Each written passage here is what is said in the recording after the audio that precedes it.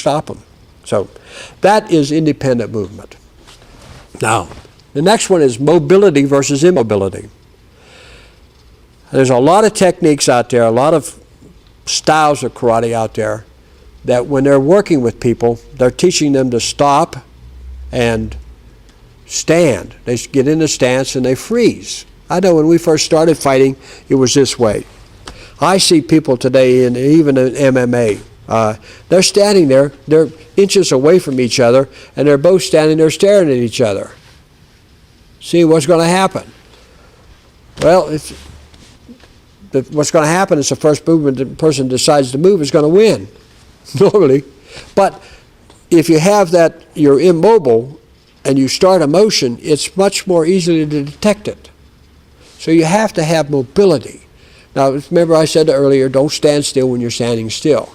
There's basic body movements that you can develop. There's like a shoulder rolling, shoulder darting, hip torquing, bobbing, weaving, that allow you to keep your body movement and disguise your initial action out of it. So you don't want to ever freeze. You want to have some mobility, some movement before you initiate the action. Sam Snead, one of the sweetest golfers in the world, had a sweet swing of Sammy Snead. He had one of probably the nicest looking golf swings that was ever out there. He moved his butt before he moved the stick. He would wiggle his butt, get it going, then bring the stick back and come through and hit the golf ball. He had mobility versus immobility on his movements. So he flowed. You need to do the same thing when you're fighting. You never want to stand still when you're standing still.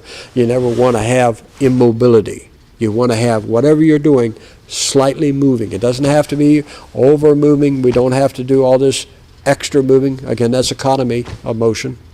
We want to have a relaxed movement. And we want to have mobility. That's that technical principle. Number 9 is leading side.